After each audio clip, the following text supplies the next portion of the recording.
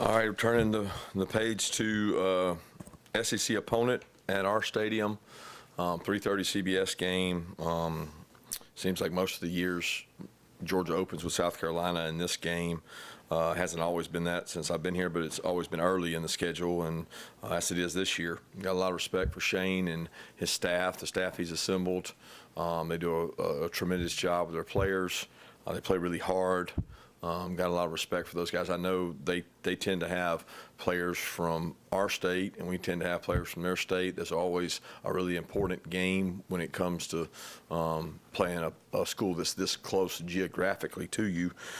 So I know both teams will be up for the game, and should be a great atmosphere, and hope our fans can give us a home field advantage for this game.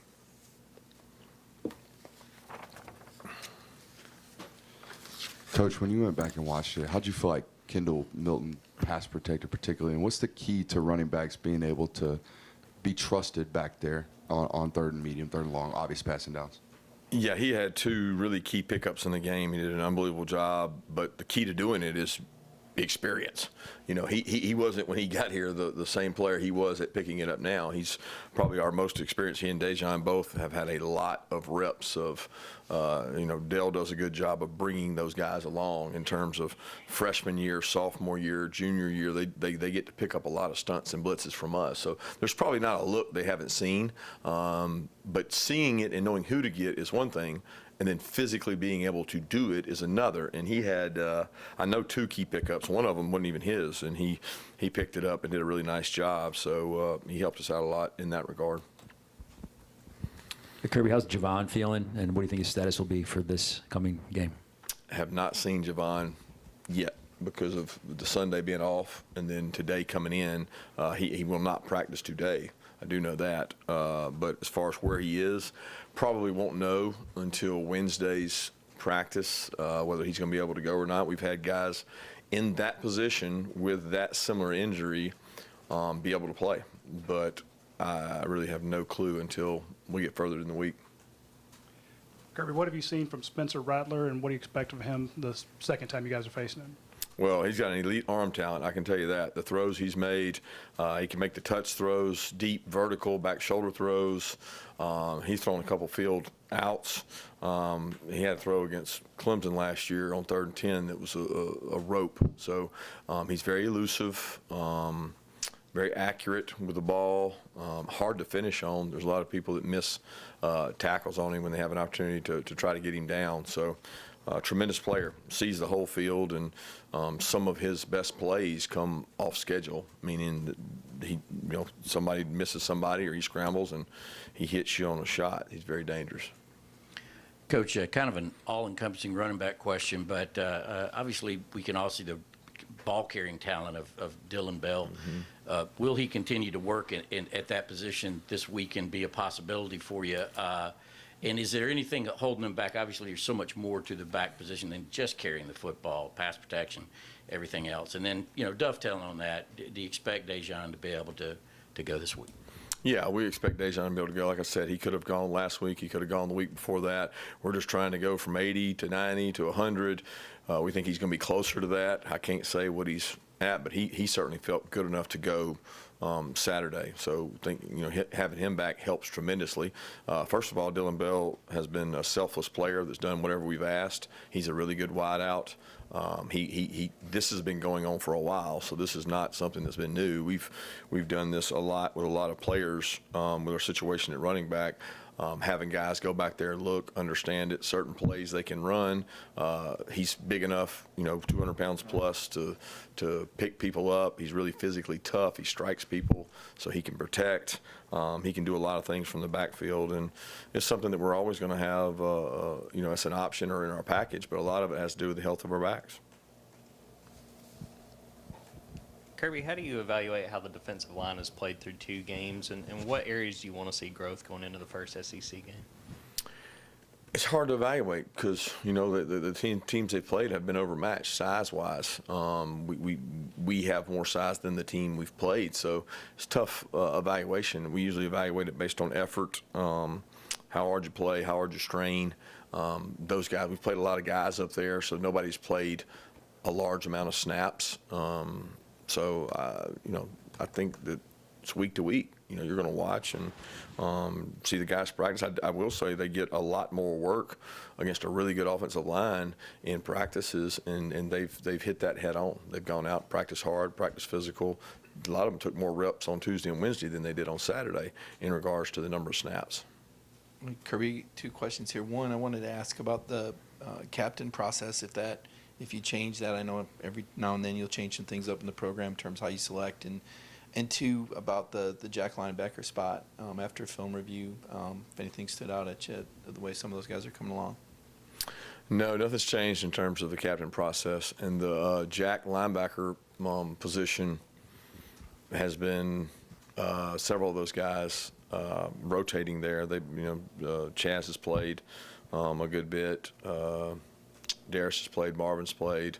The other guys have gotten to play with the game situation. We've got several packages where 2 guys are in. We have 2 Jacks in. We have 3 Jacks in. We have where we have regular, where it's Sam and Jack in. It all depends on sometimes what the offense is doing. Just wanted to see if there was an update on Christian Miller, if you knew what exactly that injury was after the fact, since you didn't. I think it was a cervical strain. He's fine. He should be ready to go. Kirby, back at the SEC Media Days, you said that what was driving the team was intrinsic motivation. Can you elaborate a little about what that is and how it applies to the team? And then also, back then, you said they were still finding their identity. Are they closer to finding an identity? And if so, what do you kind of think it is at this point? I think every day is an identity deal. I mean, I look at every day independent of the previous. This is not something that this is what you are and this is where you stay. I mean, you're constantly moving. So we're constantly trying to improve. I said the other day, we want to be elite at getting better. So our goal today on Monday of South Carolina week is to be elite at getting better.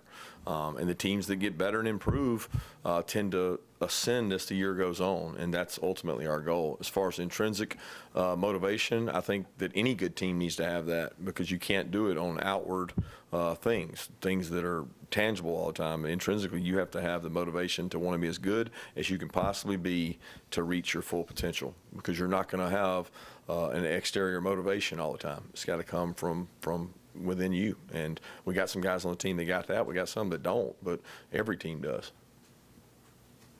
Kirby, got some all-encompassing wide receiver questions. Ladd McConkey, an update on him. Did you get a chance to see AD and Jermaine in that game Saturday? It was a national game, and your transfer receivers, Ra and Lovett, how have they come along so far? Ladd, day by day, we're trying everything we can to get him back. He's trying everything he can to get back. So I don't really know how to answer it, other than I don't know any more than I knew Saturday. As far as the other 2, I got to see some of the highlights from that game and was back and forth between the other games. And then our guys are coming along. You're talking about Ra and Dom. I think both of them are in growing stages. I think Dom's been able to pick the offense up well, is intelligent, has become a better perimeter blocker. Made some plays for us, big conversion on 3rd down, a touchdown call back, but made nice plays for us in the passing game. And he's really been a weapon on special teams for us at gunner. And then Ra continues to grow and is getting better with every practice. Kirby, on the blocking in general and the perimeter blocking, how much of it is, you're a lot less 12 personnel now, you're kind of feeling things out without Darnell and Oscar replacing him, and how much of it is just kind of feeling out your personnel in general, including receivers and such? Do not understand that question. Perimeter blocking having to do with Oscar and those. How about an all-encompassing perimeter outside blocking question? Okay. And you all knew you would look different without Darnell. How much is it you're still kind of feeling that out? Is there any concern about it long term?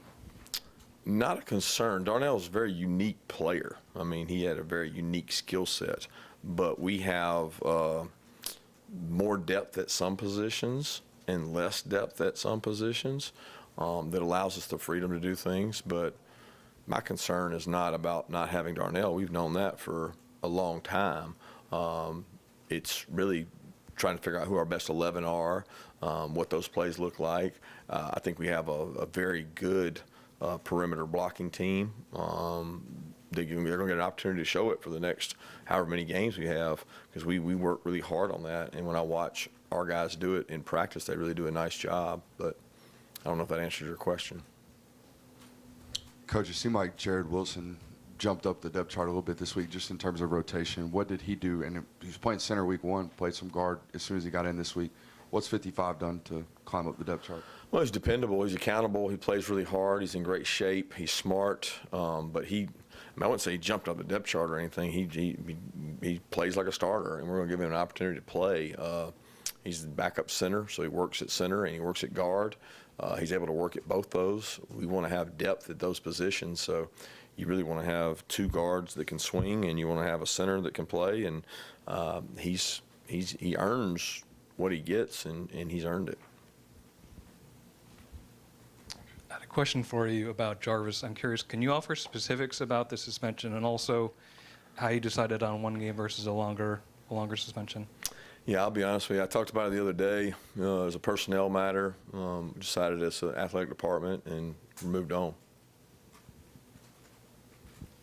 Yeah, with the inside linebackers, how would you evaluate how they've played through 2 games without Smile being able to play as much and getting him back to fuller strength? How much better does that make your defense, having him and Javon kind of, at the top of the depth chart there? Explain what you mean about he did play, like he did start, right? Yeah, well, playing a bigger role, now just getting back to full health. I'm still confused what you're asking. The other guys got to play when he was out the first game, so we got to get depth from those guys playing. But I thought he played well the other day. He's still not, like, he's gone a long time without practicing. So when you go 20-something practices without practicing, you could say, well, he's played for 2 other years. Yeah, he started 1 year. He went through most of spring. I can't remember how many days he got in the spring, but he missed all of fall camp. So I think he's still kind of knocking the rust off a little bit, and he flashes and shows he's really smart, man. He's a really good leader. He and Pop together are comfortable, but we have to have 3 to 4 guys to be able to play that position, and that's the part that we're still a little unsettled on is really the rotation there of who's going to be the guy that goes in, like Ryan and Tresman did last year, or Channing did the 1 year. Kirby, I know the competition South Carolina faced from week 1 to week 2 is hard to compare, but what did they improve from game 1 to game 2 that has your attention? It's like, all right, they cleaned that up, and we got to take care of that side or that business, that they look good improvement-wise from week 1 to week 2. Well, I don't evaluate it that way. I evaluate it as who are they. I look at last year's games. They got some players back from last year that are explosive. They've got good football players across the board, and they play really hard. I think when you look at the end of the year schedule last year with what they did with Tennessee and Clemson, it speaks for itself. Their kids don't listen to the outside noise. They go out and play like they're coached to play, and it's going to be the same way this week for us. After going back and watching the film, can you give us a breakdown of how you thought your offensive line played in the last game, and also Tyke Smith after his journey to get to where he is now? I'll start with the offensive line. I think there were times that we functioned at a high level, and there was times that we had some sloppiness. We had a couple, one lapse in a protection. One time we got beat that we probably shouldn't have gotten beat. It's game speed type things. It's making sure that I know if this guy's running a stunt or a twist, I'm going to pass it off by getting my hands on the other guy and not letting leakage in there. But they also pick up a max blitz, pick up some tough things to pick up. So there's positives and negatives like there is every position. What I'm looking for is a more consistency in performance for every position group, but also the offensive line, especially with some of the experience we have there. And then Tyke's done a nice job. He's practiced really well. He's a leader. He's tough. He's physical. He's in better shape. Last year, like I always say, he's coming off of an ACL and was probably not the same person he is now. He's in better shape right now than he was. He's starting on 3 out of 4 special teams. I mean, the guy's been a really good player for us for 2 weeks. Coach, you kind of talked about how the fans have been a little bit. I just wanted to ask overall, what has your opinion been on the attendance and at least the crowd noise they were developing through these first 2 games? And I know at SEC Media Days, Tonka Hemingway was asked about some of the toughest stadiums he played in, and Georgia wasn't on that list. How important or how just good to see Sanford being one of the toughest places to play around not only the SEC but the NCAA? Yeah, I'm expecting it to be that. People want to question whether our fans are elite. We'll find out Saturday, right? Sounds like Tonka called them out. So maybe we need to use Tonka for motivation and let him be the one that spurns our group to come out there at 3:30 and be really loud and fired up. So I certainly hope our fan base will be. They've answered the bell every single time. I don't know why they wouldn't now. Kirby, starting SEC play, so much focus is on, getting to the playoff, winning national championships. I wonder during your time here, what do you have any memories that stand out about winning the East? I mean, I've never had significance of worrying about. I mean, we just worry about every game, there's times that we've clinched that, and it's like, okay, well, you're going to go to Atlanta, but that time's so far away right now. That's the least thing I'm worried about. I guess it's a hypothetical. I don't really know how to answer it.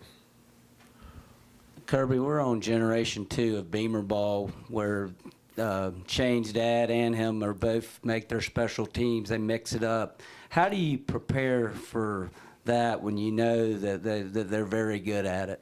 Yeah, they were tops in the conference last year in the little composite thing we do in terms of looking at all of them and ranking all the special teams units and then taking a composite of that. They were one in the SEC, and it's something they do a really, really good job of. I know he's very hands-on with that. He's passionate about it. It creates an identity for his players, and you can see them. They play that way on special teams. They play really hard on special teams units, so it's an important part of the game. And if you look at at least maybe our second game, I don't know about our first one, but it was impactful for us too. So you're going to have a lot of momentum plays in those units.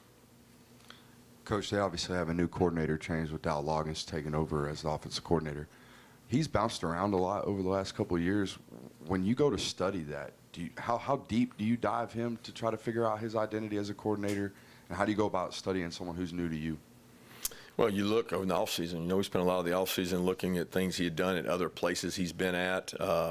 You watch what they currently do. You see the impact of what they're doing this year is probably the biggest priority, but you also watch where he's been and what they've done last year. They were really successful at the end of last year, and he wasn't a part of that. So I think it's a mesh of all those guys in terms of what they're doing now, and we look as far back as we can because we want to get all the information we can. Kirby, I know you're focused on your season. I guess I want to ask you more of a broad-based question on the SEC. There's been a couple of upsets, I guess. LSU going down. We see A&M losing at Miami. We see Alabama. It was a streak you were a part of there with the non-conference string. How much of that would you attribute to the portal versus maybe just kind of a cyclical deal with all the guys that the league continues to put into the NFL draft? Yeah, I really have no idea. I mean, I can't put a finger on it or explain it. I think that every team you mentioned that beat an SEC team is a really good team, really, really good teams. And most of those teams have been improving for a while. And I don't really know why, and don't think I have to concern myself with why, because I got enough to worry about with the opponent I got to play. Got time for 2 more questions? Yeah, what do you want to see Malachi Starks continue to get better on as he continues to develop? Disguises, tackling open field, being a leader. I think he's taken ownership and improving in a lot of ways. And I can go back and watch last year's game. Every team we play that we repeat, and you're getting to see him as a freshman to now, and it jumps out at you that like, oh man, the guy was really nervous last year and was really struggling. And he's more confident, understands the defense better, but still a lot of things he can improve on. But when you watch him last year in this game, he was certainly nervous. Coach, you touched on Spencer Rattler's arm talent earlier, and I remember back in the UT Martin game, you kind of spoke on how the secondary wasn't tested too much. Now that they're facing a guy like Rattler that can really get it down the field, how important is it for that group to really be tested, especially this weekend and for the rest of the season? Yeah, we've got to be prepared. It's not just Rattler, it's the weapons he has around him. They've got an elite group of wideouts and even tight ends that they use, and he makes a lot of plays, and they got guys that can play the ball down the field. I mean, the explosive plays they've made in the last 4 to 5 games of theirs is pretty special and pretty elite, and a lot of them are down the field throws, so we will have to play that part well.